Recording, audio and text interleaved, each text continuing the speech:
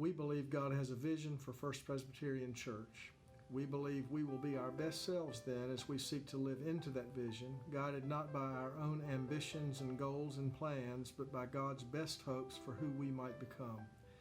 Our very existence as a church located on a particular street corner in downtown Raleigh, and as a community of believers who represent Christ wherever we are, our very existence is rooted in God's divine purpose, the God who called us into being in the early 1800s, the same God who has sustained us and who has been at work in and through us ever since. The Apostle Paul told the earliest Christians that they were to work together to equip the saints for a servant ministry, for the building up of the body of Christ. Paul would say the same thing to us, that we are to be about nurturing our individual faith and faithfulness, that we are to be about strengthening the ties that bind us together as a body, and that we are to grow into our role of servants in the world as we follow the one who came not to be served, but to serve.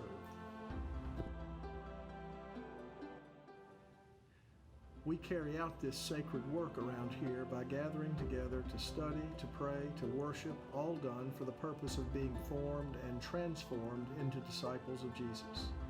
When Paul says that we are to be about the work of equipping the saints, this is what he has in mind: the training and nurturing of those who are seeking to follow Jesus along the path of devotion and love.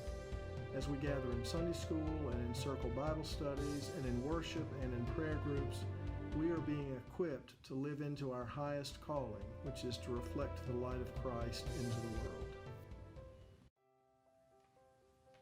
What we have also come to know is that discipleship is not a solitary journey, but a journey best made with others, with a community, with friends, those who will share our joys and our sorrows, those who will be strong for us when we are weak, and those who will sit with us when we are weary. Dietrich Bonhoeffer said that the Christian life is a life together, and Paul's metaphor that the church is a body reminds us that the way we are knit together and how we need one another and how we all matter to each other.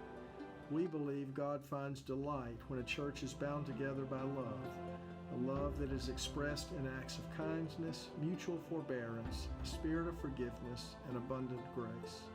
We believe God finds delight in our life together, as do we.